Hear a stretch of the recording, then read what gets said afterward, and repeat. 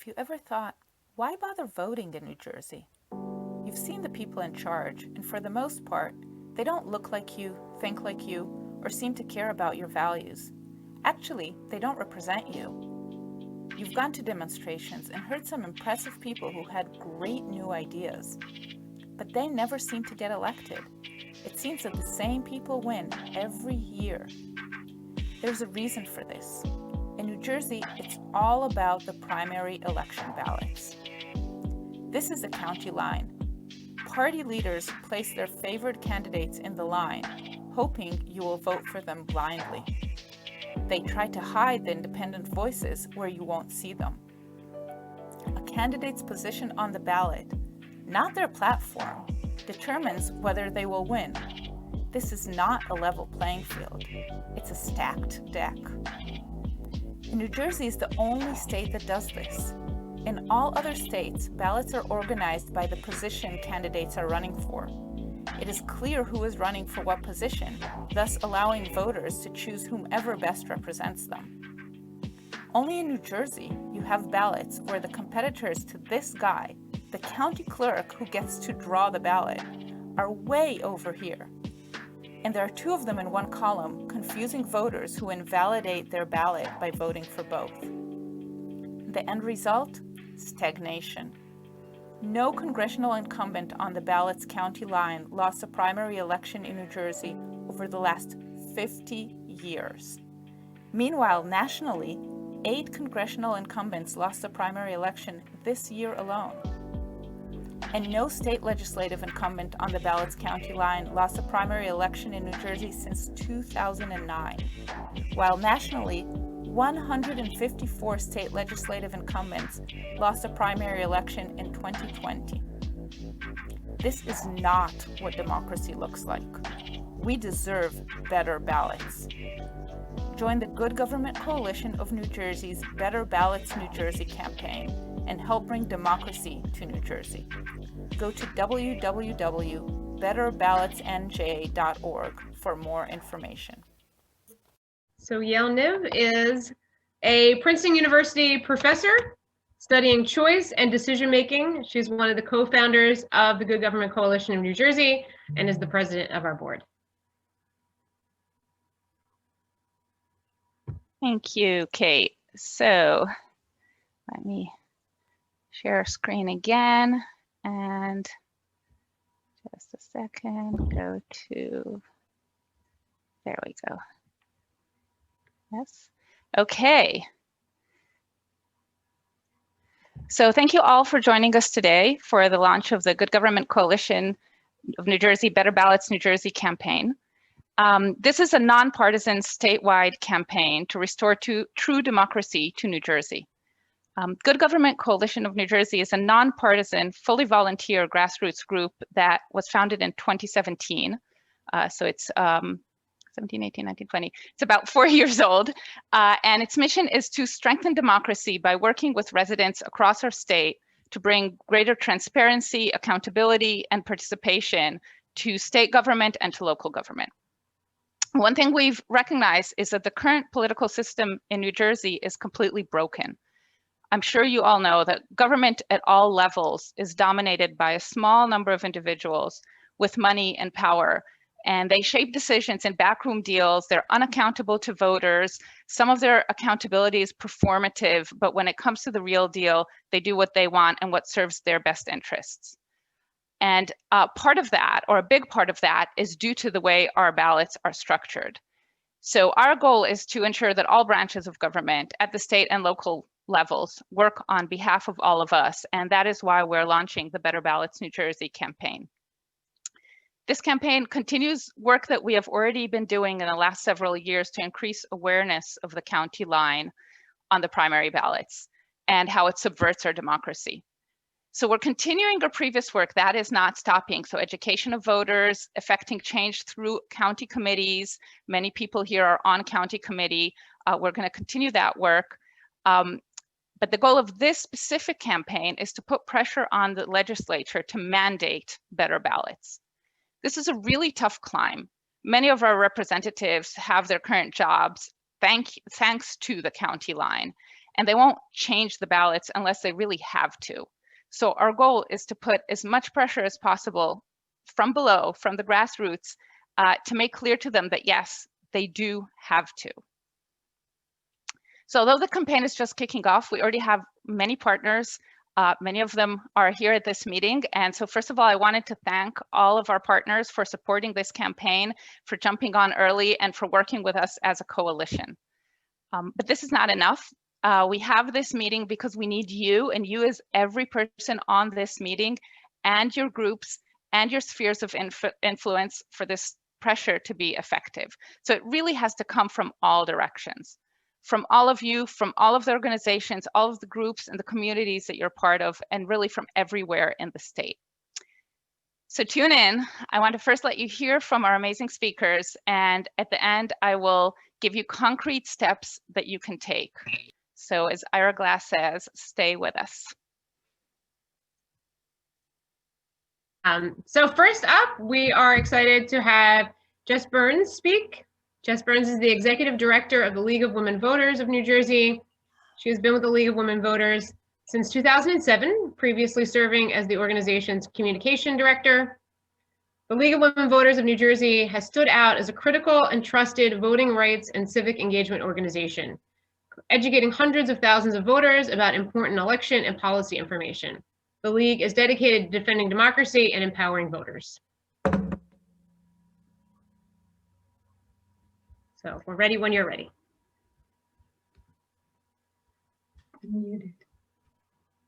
Thank you. So thank you so much to the Good Government Coalition of New Jersey, to the partners both joining us today as speakers, as well as the partners that have signed on to the campaign.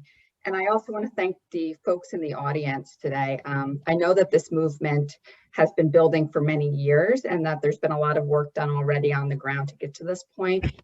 So I want to applaud the grassroots activists that have been working and the organizations that have been sounding the alarm. So thank you so much. The League of Women Voters fights to protect voting rights and expand access for those that have been left out of our democratic process. We protect millions of voters every year through advocacy, litigation, and education. And we fight to ensure that power is where it belongs, in the hands of voters. So New Jersey's ballot design is just plainly, it is just voter suppression, and we cannot stand by while voting rights are being violated. So ballot design, like redistricting, is a foundational component of our democracy. And when it's broken and corrupted, democracy is in danger. The House is in danger of collapsing. New Jersey's ballot design is both broken because it causes unnecessary voter confusion, leading to under and over voting and having ballots rejected, and corrupted because the county line is gerrymandering of the ballot, used by those in power to protect seats and predetermine election outcomes, diminishing the voice and power of voters. Candidates should have to earn votes from those they wish to serve, not earn blessings from party bosses. Ultimately, candidates and elected officials must be responsible and accountable to their constituents and no one else. So we can and we must fight to change this flawed system. Ballot design is a science, and there's ample data supporting best practices that ensure ballots are both accessible and make it easier for voters to vote as they intend without manipulation. It's not a partisan issue. Designing usable, voter-friendly ballots is rooted in years of research and facts.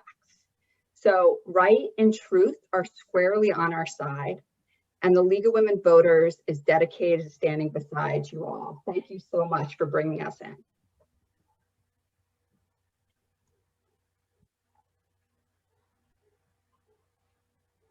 All right, next up, we are going to hear from Amy Kennedy. Amy Kennedy is an educator, mental health advocate, and former candidate for Congress in CD2. Amy is the education director of the Kennedy Forum, where she pursues partnerships and collaborations that emphasize evidence-based research and programming to facilitate policy change in the areas of education and mental health. Amy serves on the board of Mental Health America, a leading national advocacy group, and parity.org, which promotes gender parity at the highest levels of business. She's a resident of South Jersey and the mother of 5. Welcome, Amy. Hey, thank you so much, Kate. I thought that I was off the hook now. I'm just going to take a little break from this, but I got the call, and I know how important the work that you're doing is, that all of you have been doing this long before I got involved and will continue this fight. I recognize so many people that are on this call, Mccoy and Helen and Angela and Kate, of course, and everybody that really had been working in South Jersey for a long time to point out just how difficult it is to have a candidate run under these circumstances, and how unique New Jersey is in allowing this. And we know that when the system is corrupt, the outcomes will be corrupt as well. And so I think it's really important to highlight the work that you're doing to make more people aware of just why maybe my campaign was of interest. And I think that's because it seemed predetermined at the point that I decided to get involved. So for those of you who didn't follow the race in CD2, it was just January when I announced that I was going to get into this race. And at that point, the chairs had already decided who would have the line in the counties, although it was very early in kind of setting the field. But it felt at that time that then it would be difficult for anyone else to really put up much of a challenge against the person that they had already pre-selected. And what I found in running was that, you know, in the 8 counties, it was going to be a different process to pick the lines in each of the 8 counties. And so that's a challenging thing to navigate. It required a lot of our campaign time that we would have liked to focus on meeting with the people who would actually be doing the voting, on spending time out in the community. But this really was the top priority, was the focus on the line and how we would be able to try and navigate the challenge, or being behind already even at the outset in making sure that we could combat not being on the line in most of those counties, and in fact getting pushed as far out as possible. So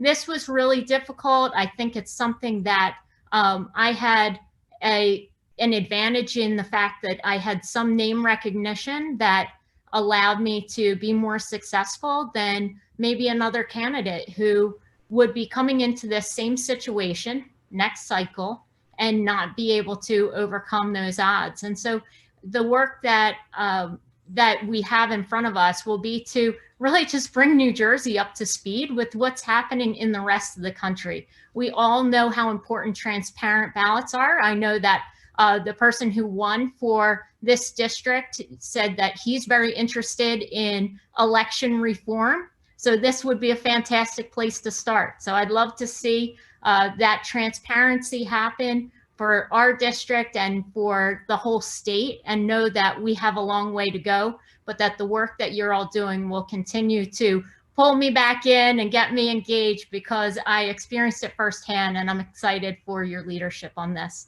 So congratulations on the kickoff.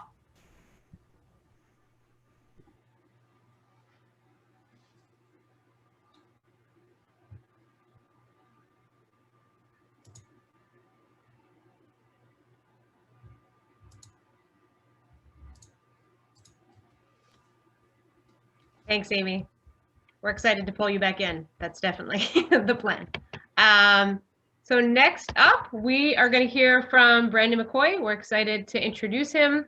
Brandon Mccoy is the president of New Jersey Policy Perspectives. He leads the organization's efforts in shaping policy debates to advance economic justice. Brandon's research interests include state tax policy, the minimum wage, paid sick leave, the earned income tax credit, urban planning, and criminal justice.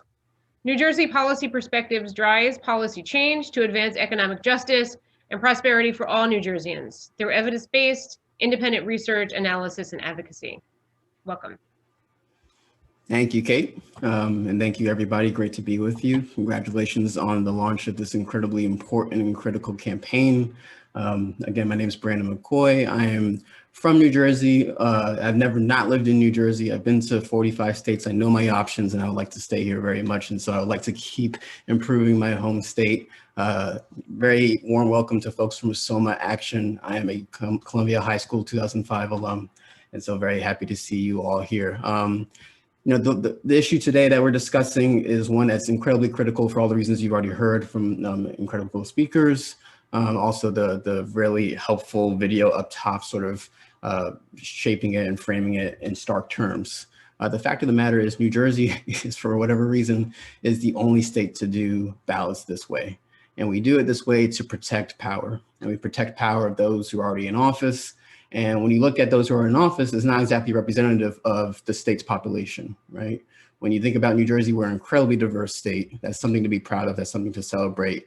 But when you have such a diverse state and you don't have diversity represented in representation, in political representation, then you end up with challenges and problems because you're not having the deep issues that various communities are facing being heard at the highest levels and at the levels where decisions are made. And so when we talk about the line is something that really protects power, as has been made clear and obvious. And it allows those who already have control over electoral systems to sort of decide who is going to have the biggest advantage to win elections. That is not how we should be doing things in a democracy, let alone America. And that is not how we do things when we're trying to provide a state government that is meant to be responsive to the needs of the people. And so whenever we are frustrated about outcomes in the state that are not representing what folks are asking for or demanding, when you see things happening like you do in Hudson County with the ICE contract, when you see things happening with the state budget and having to pull teeth to get a millionaire's tax, that is because folks are not making decisions based on what they think their voters are going to demand of them. They're making decisions based on what they think the county bosses and the county political forces are going to require and want of them. And that is not how a healthy democracy operates. And so there are lots of racial impacts of that. There's a lot of racist outcomes of that. And people who are color who want to be candidates are put at a drastic disadvantage when those who are making those decisions are mostly white men, right? And so getting rid of the line at some point as soon as possible is going to be absolutely critical to securing a better, more robust and more representative New Jersey. And I applaud you in your efforts and happy to be here with you today. Great. Thanks so much, Brendan. I am now going to pass the mic to my friend Justin. Justin Goldsman is the chair of Our Revolution Essex County and a Good Government Coalition of NJ board member. Thanks so much, everybody. Thanks for being here. And Kate, thank you for the introduction. Our next speaker is a visionary leader and an educator with experience in union organizing, electoral campaigns, and worker justice organizing. Dr. Patricia Campos Medina is considered a policy expert on workplace and labor issues, women rights, voting rights, trade, and U.S. immigration policy. She's an advocate for women empowerment and serves as the president of Latinas United for Political Empowerment Incorporated, LUPE, an organization that focuses on advancing policies that empower Latinas via public policy solutions and voter engagement. She is a board member of PODERPAC, a political action committee advancing women representation in the United States Congress. She's continuously recognized as one of the most influential political leaders in New Jersey. She's the host and executive director of the forum Activista Rise Up, a statewide board member of Our Revolution New Jersey, and currently she is the co-director of the Worker Institute at the ILR Cornell University. So please help us welcome Dr. Patricia Campos Medina. Thank you, Justin, for that introduction. It's an honor for me to be with all of you this afternoon and be part of this important campaign to have better ballots in New Jersey. I am Dr. Patricia Campos Medina. I live in Hunterdon County. I'm a Jersey girl with an immigrant Salvadoran accent because I am an immigrant. I came to this country as a teenager following my parents who were looking to come to a place where democracy and the right to vote were respected. So as an immigrant, I fight every day to elevate the voices of working people, of immigrants, so that we can build a better democracy together. Today, as a society, we are fighting a pandemic that has disrupted our everyday lives. In the last 9 months, we have seen the economic divide that we knew existed for people of color get even deeper and deeper. Black and brown workers are getting sick and dying at greater numbers than other groups. Immigrant children have the highest number of infections of COVID-19 here in New Jersey and are suffering from the lack of proper education access, from lack of food because their parents are not working. Some of them even suffering not having permanent shelter. After 9 months of this pandemic, as activists and as leaders of our communities, we must recommit to helping these communities have a voice through politics. We must demand political representation for these communities that elevates their concerns and their voices. Yet, time and time again, the same male politicians, enabled by other male politicians and political bosses, make decisions that impact our communities of colors. As my dear friend Hetty Rosenstein was quoted recently, she said, our politics in New Jersey are white, they're male, and they're stale, and they need to change. For Latinos, a community that I fight for every day, because I feel privileged to be able to have a place to speak for workers and American workers, but I speak for immigrant workers like my parents. Latinos in New Jersey are 20% of the population, yet our elected officers in the legislature barely make it to 9%. And at the local level, we barely make it to 4% of political representation. I fight as president of Lupe. We have been working for the last 20 years. And I came to Lupe about 10 years ago. So with other women working on this before I took on the helm, we have been training women to run for office. We have developed a network for them to run for office, but yet over and over again, they are challenged by not being able to use their talents, because over and over again, the ballot design limits their ability to run. If they cannot place on the Democratic line, they have a disadvantage both in votes and in money. And in New Jersey politics, the line means money. And why does the line means money? Because the line guarantees a system of patronage that is built around contracts and who contributes to whom. And often those contributions go directly to party bosses and county chairs who, because they want to keep that network of contracts from contractors, they want to control who are the elected officials who are voting on those contracts at the county level. As CNN, Steve Kornakis said recently in an interview, New Jersey politics are indeed unique, but they are not normal. And they are a relic of the past that we must figure out how to get it entrenched. And this is the system of all politics, of backroom politics by white men, that we must disentangle, that we must challenge directly. Some will say, and I have heard it say, oh, that's impossible. We will never gonna be able to change the politics of usual in New Jersey. But as my good friend, as someone I admire very much, Nelson Mandela used to say, everything is impossible until it's not. So the job today of the Better Ballots Coalition is to say that it's not impossible in New Jersey to change the ballot, because the rest of the country doesn't have this old relic of a system. In the rest of the country, candidates can run on their platform. They can run on their plans and their vision. And they can say, I am a Democrat, and let voters decide whether they want them to be in office or not. So as an immigrant leader, as a woman, as a labor activist, as a progressive, we have seen change happen in New Jersey. We have organized to increase the minimum wage to 15. We have organized to push for the millionaire's tax. We have organized to demand that tax incentives around EDA get reformed. We have opened up some spaces for our issues to be heard. But in order for us to change the New Jersey Democratic Party, who claims to be a Democratic Party that is progressive, we must change the systemic issues that hold progressives back from running for office and winning elections. And that begins with a better design of the New Jersey ballots. We want, as Jesse mentioned earlier, this is a science.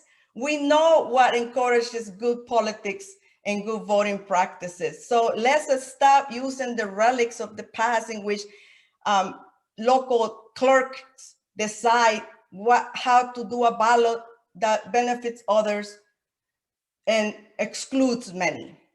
So in New Jersey, what happens when we don't have a ballot system that allows new voices to run, when we don't have a ballot system that allows women of color to run, what we have is a system like Hudson County, in which despite the opposition of voters and despite the opposition of the residents, elected officials turn a blind eye, because when they run for office, they don't have to be accountable to the voters. They have to be accountable to the party boss. So we need ballot reform in New Jersey because we need local candidates to be able to run so that we can say to elected officials at the local level, you don't have a 30% advantage in voters because you're on the line. You have to compete on your ideas and you have to compete on your plans and how you are going to make our counties or our budgets more responsible to the values of the voters in that county. So if we want to change the politics of Hudson County, we need to change the ability, the ballot, so that more independent and progressive candidates can run. If we want to enact relief for all, these are assistance for immigrants in New Jersey who are working and paying taxes, we must elect progressive politicians who can stand up in the legislature and say, I will support immigrant workers because they pay taxes too. After 9 months of advocacy, we cannot get a vote in the New Jersey legislature to support immigrant workers and assistance to them. That is an unacceptable position to be in a state that claims to be progressive. We must demand that the white male and stale leadership of our party makes redistricting inclusive of people of color. Redistricting is the foundation for gerrymandering and for limiting the votes and the voices of people of color for the next 10 years. This is an issue that we will continue to fight and that we will continue to elevate, because the way districts are sets the stage for who can run for office. So there's a lot of battles to fight, but they all must be fought because they all are dependent on our ability to push our values as Democrats into this political system in New Jersey. Our strategy moving forward, therefore, must be based on our values as progressives. We must continue to talk about what is morally right and not about what is politically convenient or what's going to get you another contract in your county. We are in a moment of change in our society. The politics of usual are not the politics of the future. Someone like County Executive DGs to say that these are not the way we did politics 60 years ago.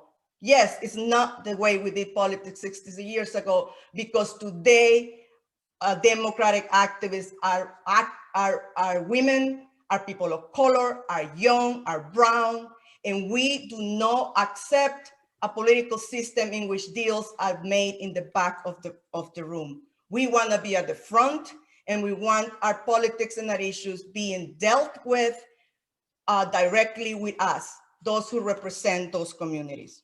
So in the voices of another greater person who inspires me to continue in this fight, even when it's not convenient, because when you speak the truth, you get kicked out and you get labeled not a good Democrat in New Jersey. Well, I am a Democrat, and I will call out when that party excludes my interest and the interest of working people.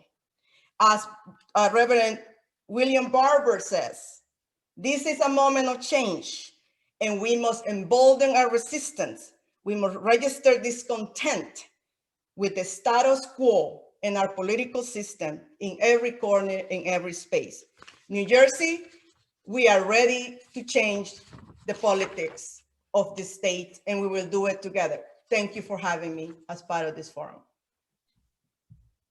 Awesome. Thank you so much, Dr. Campos Medina. We appreciate you being here, and I'm fired up. I'm fired up, always, always. Our next speaker is Safiya Muhammad, who's a mother of 5, a wife, a relentless advocate for people with disabilities and their families. Her journey began in 1993 as a young mother striving to understand her son's diagnosis of oppositional defiance disorder. Her journey shifted as 3 of her sons were eventually diagnosed with autism spectrum disorder beginning in 2001. Safiya is a member of the New Jersey Council on Developmental Disabilities and was recently appointed to chair the council's ad hoc committee on racial justice, economic equity, access, and diversity.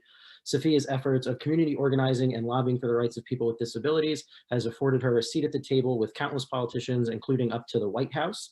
Safiya currently serves on the board of the HUBB FP Youth Outcry Foundation in Newark. She is the Our Evolution Essex County Healthcare Committee chairperson, a 2007 graduate of Partners in Policymaking, a 2020 graduate of Karama Law and Leadership Program, and she was featured in the PBS Religion and Ethics documentary on faith and disabilities. Welcome, Safiya. We're really excited to have you. Okay, good. Thank you.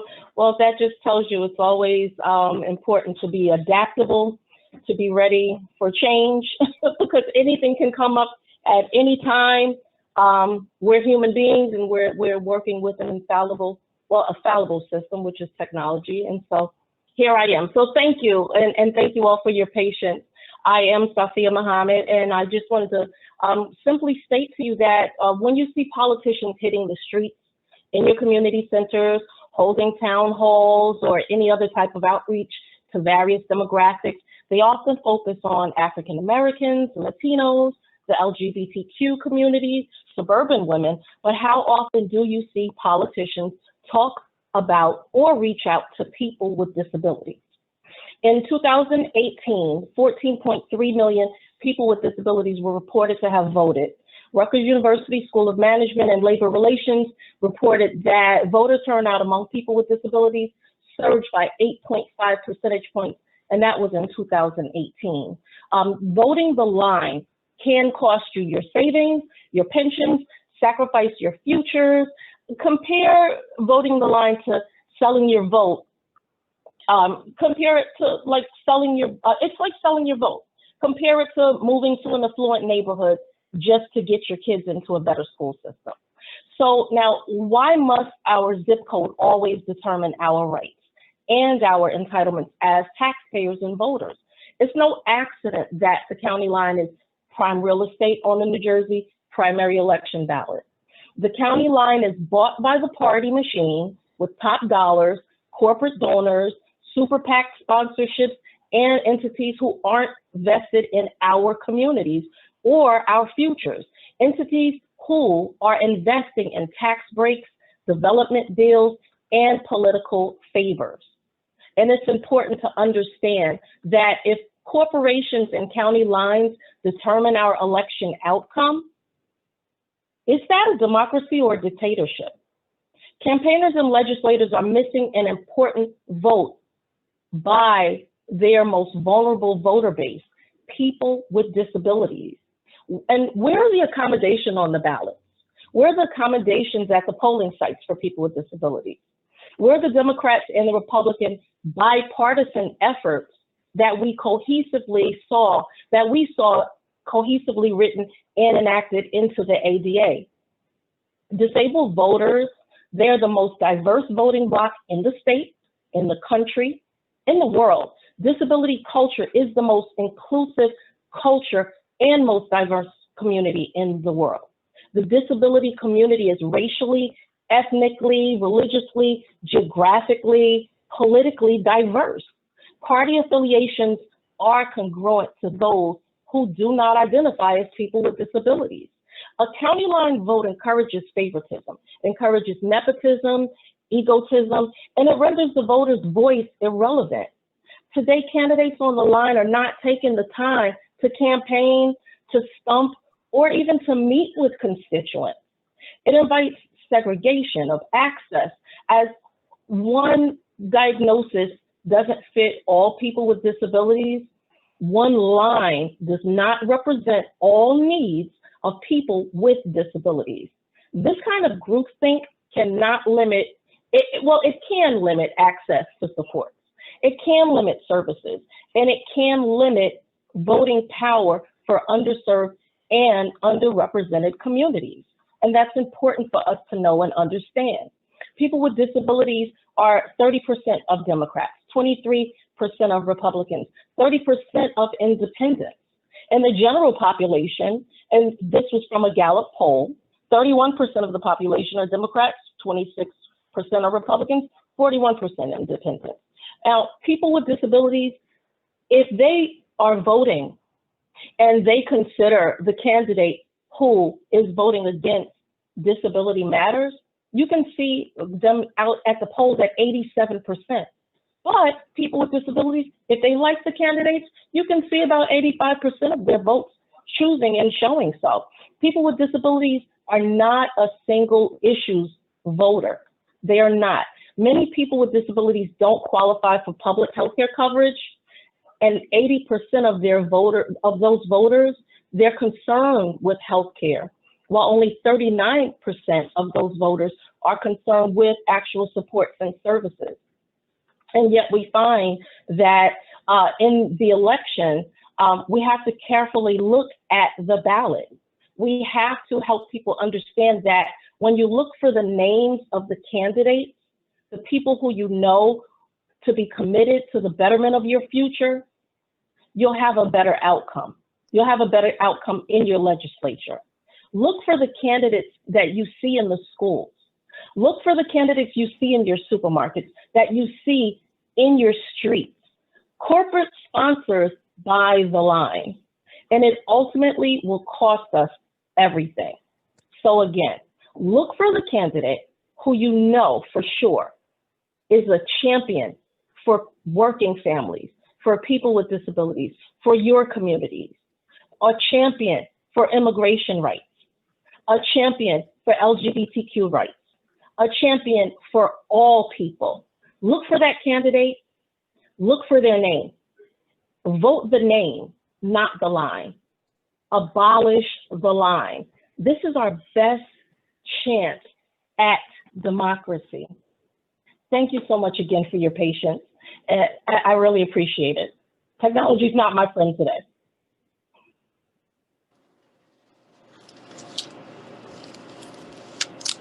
Thank you so much, Safiya. I love that. Vote the name, not the line. That is exactly where we all need to head until this situation gets fixed. And thank you for that perspective. I think this is a perspective that is not seen enough. So I really appreciate you bringing that to us. So next up, I'm delighted to introduce Dr. Artie Karbeck. Artie is a scientist, a mom, a Democratic council member in Glen Rock, and a former candidate for Congress in CD5. Her campaign mobilized over 1,000 volunteers, was endorsed by Senator Bernie Sanders, and attracted national media attention. Artie earned 34% of the vote, significantly more than any Democratic primary challenge to an incumbent NJ rep in at least a decade. So welcome, Artie. We're excited to have you. Thank you so much.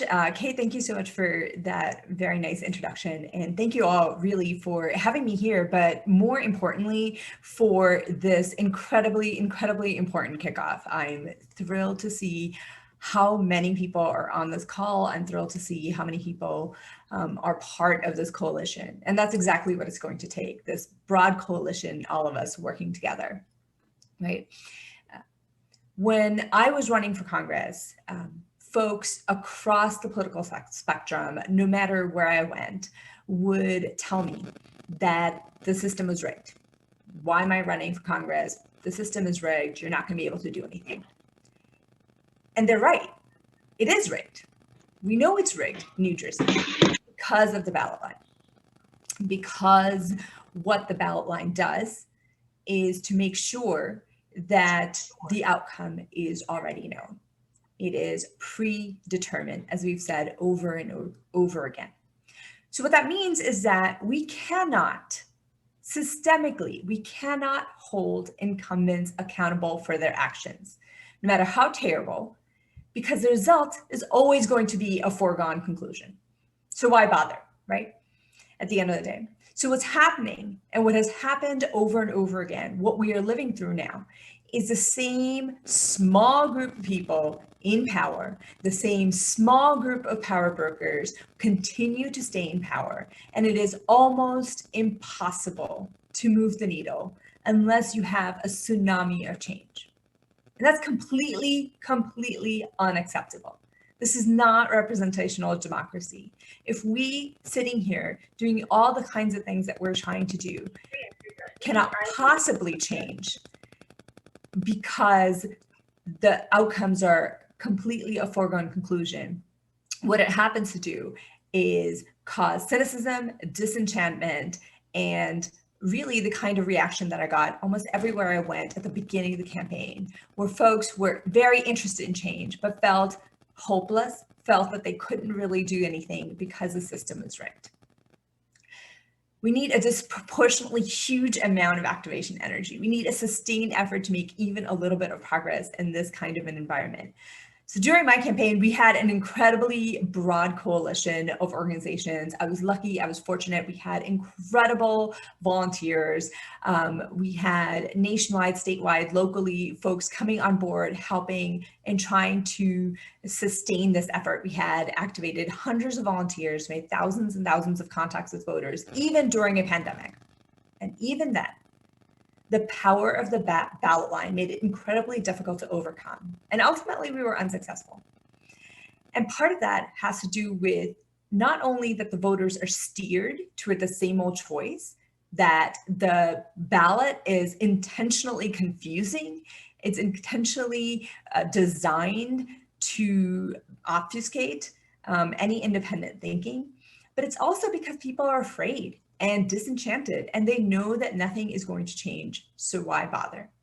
And what this system does, what is truly insidious and dangerous about this, is that it silences dissent, it suppresses the voices of the people, and obstructs any chance for us to make true equity and equality a reality. We are not living in a truly representational democracy in New Jersey. And so the same small group of people with power are going to continue to have power, no matter which party is in power. Let's get real about that.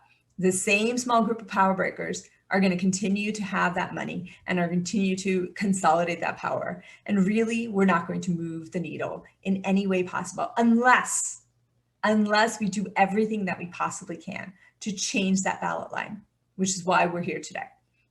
So, excuse me. Our ballot line, the only one of its kind in the US, it's wrong. It's undemocratic. And it's far past time that we did something about it so that we have true representation, that we have trust in government and real change and progress towards equity. So I'm really excited to get started on this with all of you. And I'm really hoping that we can actually do that Herculean task. And I'm so confident that with this coalition and others around it, that we're going to succeed. So thank you. And finally, to introduce someone I don't know at all, Sue Altman is a resident of Camden and the state director of New Jersey Working Families. Hey everyone, it's so great to be here. So I'm first of all really grateful that everyone's taking time on their Saturday to talk about this issue. It's obviously a huge issue. We know ballot design really matters. We've seen in New York, Governor Cuomo there fought really, really hard and spent a lot of money to Working Families Party off of their line. They have lines in New York, but they have what's called fusion voting. So Working Families Party has their own line, which is a powerful thing.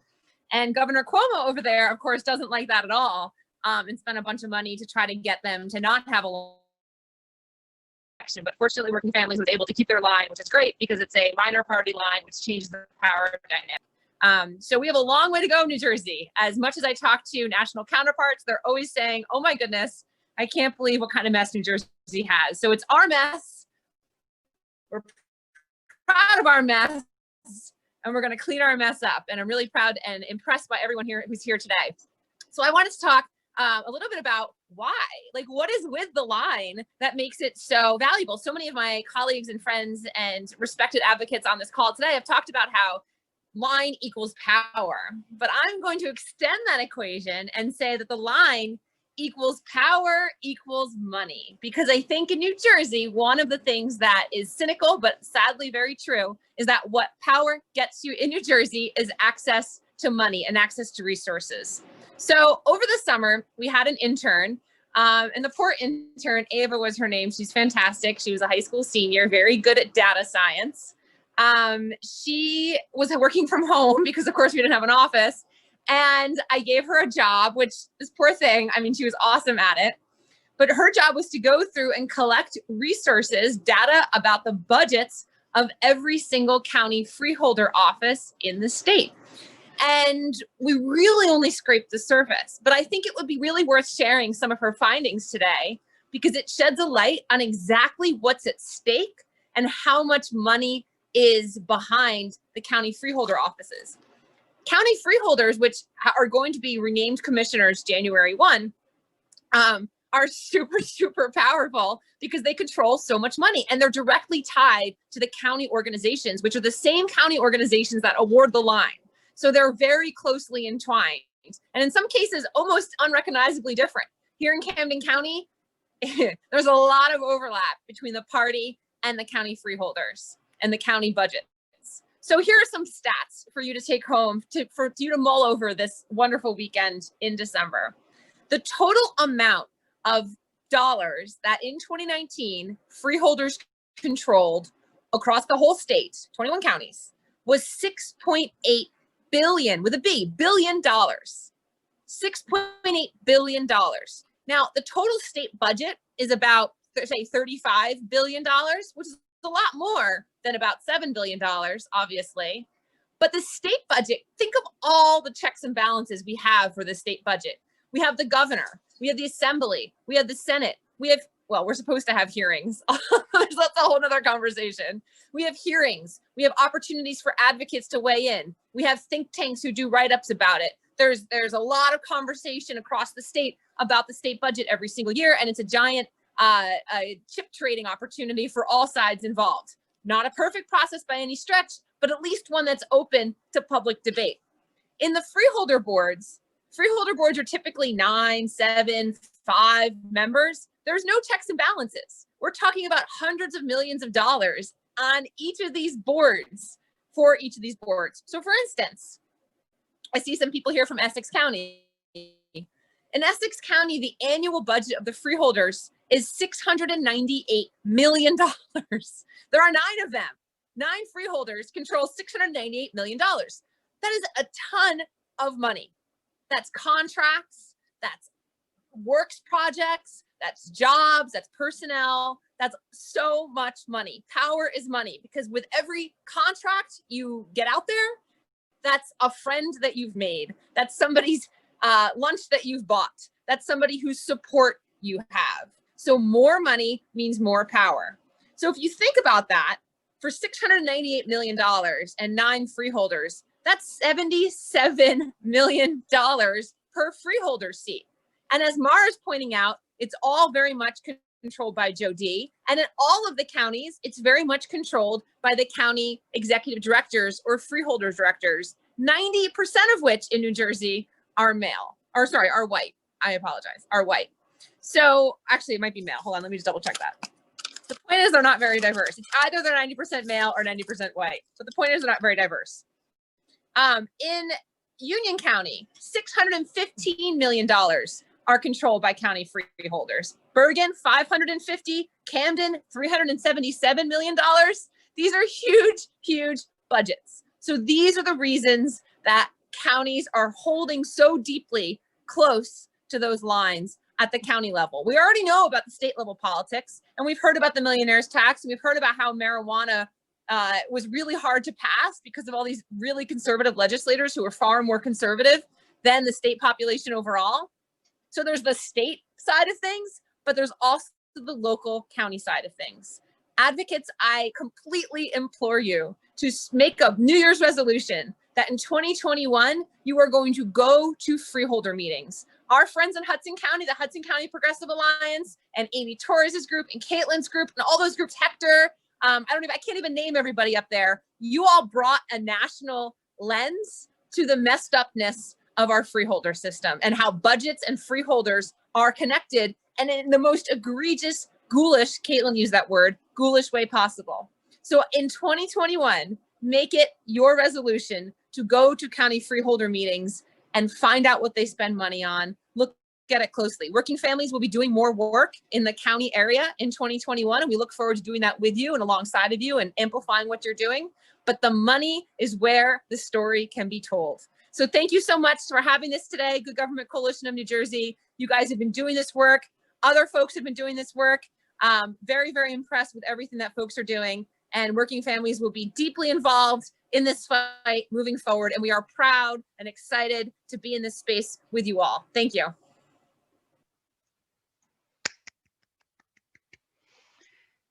So let me share with you another quick video. What does a good ballot look like? It's simple. There are only 2 rules. First, it should have clear boundaries between races, because one ballot serves elections for several totally separate positions. Second, it should have no gaps between candidates competing for the same position. For instance, candidates for U.S. Senate should be separated from candidates for local positions, such as county clerk. This makes clear to voters who is running for what positions, and they can easily select the candidate whose platform they most agree with. And to make ballots fair, the order of candidates in each list should be random, so that each candidate appears first equally often. Do New Jersey ballots measure up? Absolutely not. Our ballots are designed to confuse and manipulate voters to think that they are voting for package deals, this column or this one. But column 1 has no presidential candidate and only a Senate candidate. Who would vote for that? And column 3 has too many candidates for U.S. House of Representatives. Voting for this whole column will invalidate your vote for a House member altogether. This is like someone organizing your closet, not like this, by item type, but rather like this.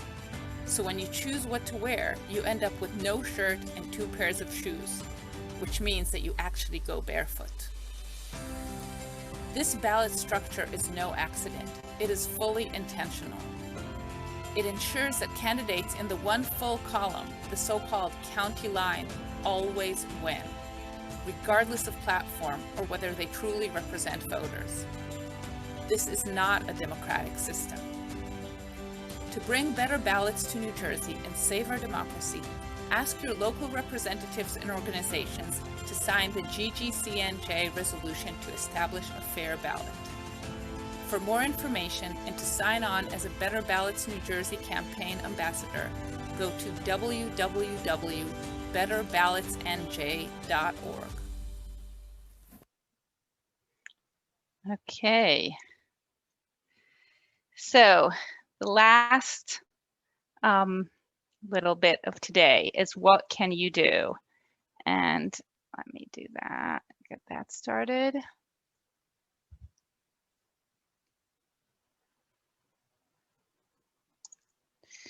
So we've heard that, and well, I think we didn't necessarily hear this, but it's fair to say that we all agree that fair elections with wide participation are the bedrock of democracy. But New Jersey's primary election ballots prevent that by being uniquely and intentionally confusing and manipulating. And they disenfranchise voters, they stack the deck against competitors and all parties. This is not a partisan issue. And this means that because incumbents depend on being on the county line to get reelected, they are more accountable to party insiders and political machines than they are to you and me and to voters. It also means that because the system perpetuates these same, it also means that the path to any issue in New Jersey, be it social justice, criminal justice, environmental justice, reducing corruption, all of this goes through primary ballots. And because the system perpetuates the same people again and again, our elected officials for a long time have not been representative of the racial, gender, and faith diversity of New Jersey voters. So really, our representatives truly do not represent us at all. And that's all because of the structure of our ballots. New Jersey is the only state that uses this county line primary ballot design. There was one more state that did it in the past. That was California. Very quickly, they got rid of it. New York does something that's kind of similar, but because they have many lines and many possibilities, and candidates can be on more than one line, it's a lot less insidious than in New Jersey, and the system there is completely different. So it's easy to have better ballots. Every state and Washington, D.C. have better ballots. Why not in New Jersey?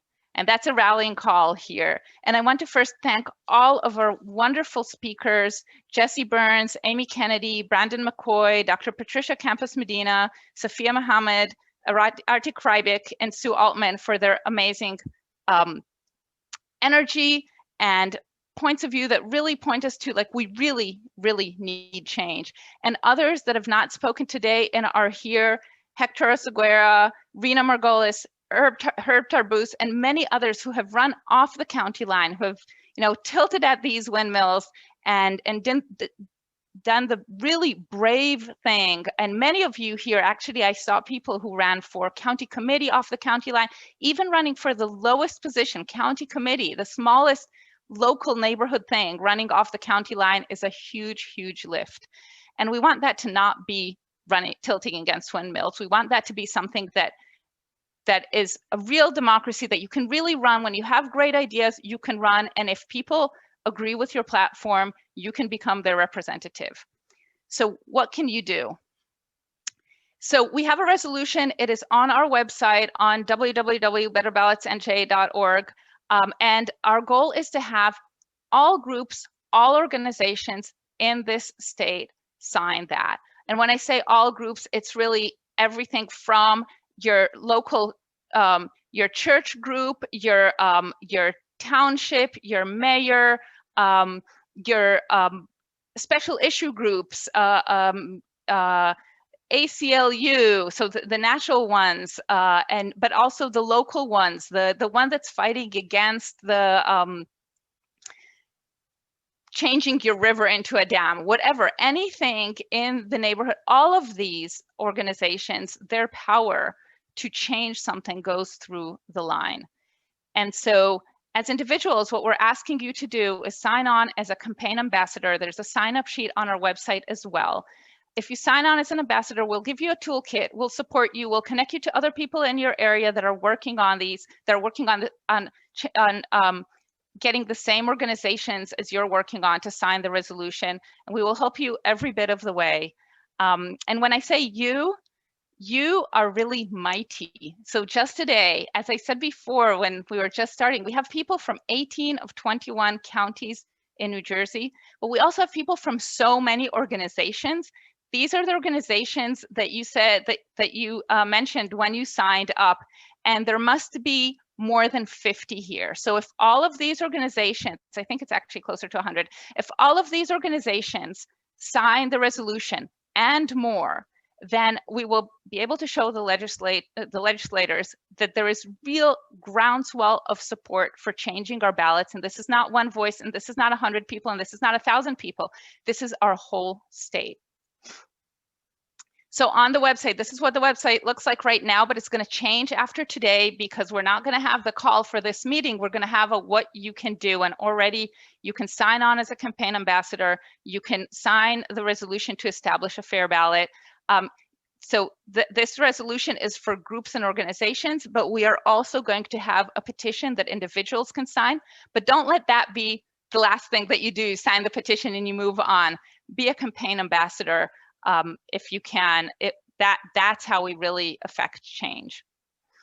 And beyond this, in general, you can join Good Government Coalition of New Jersey. We have several groups in the coalition. Other groups can join easily. Email us and you're in. That's all you need to do. Individuals can join. We have 2 mailing lists. We have the call to action mailing list that we use infrequently, so we're not going to spam you, but you will hear when big things happen. And there's also the main group that meets several times a year. You can join either of these in the contact tab in our website. You can fill in your details, your email, and say what you want to join and join us. I said today is all about better ballots, but still run for county committee, run for county committee, run for county committee. We can change both parties from within, and we will help you with that. And if you're interested, contact us. We have groups. We have a Facebook group that will help you. So let us know. And of course, we're an all volunteer organization. Our budget is really just going to like keeping the lights on, literally keeping the website on. And paid for, and if we have more money, we can do more. We can do text banking campaigns. We can do we can put these videos on platforms where people will see them more than just by sharing with your neighbor. So please consider supporting us. Every little helps. There's a button on our website. If you want to use check or cash, just contact us and we'll let you know where to send it to. I should say that we're not incorporated, so so your donations are not tax deductible, but a donation of $20 makes a huge difference here. If everybody on the call today donates $20, we will be thankful. And grateful, actually, more than thankful. And finally, follow us online, follow us on social media, watch our website, watch that space. It changes all the time. Before elections, we put up information for each specific election, but also now for this campaign, we're updating it as we go. And on Facebook, our Facebook page and our Twitter, please follow and amplify and raise awareness. Our toolkit for you when you sign up as an ambassador, it will give you talking points. It will help you talk up the issue in your groups, beyond them, writing letters to editors in your local newspapers. We will give you drafts to work with. And of course, get your groups, all your groups, every group that you have influence in to sign the resolution. So again, thank you again to all of you for spending some of your Saturday afternoon with us. Thank you to our fantastic speakers. Thank you to our fantastic partner organizations. And we're really looking forward to hearing from you, from all of you as ambassadors and as activists, and to work together to climb this really, truly tall mountain, but one that we can climb, and we can really transform New Jersey and make it a much better democracy. So thank you so much.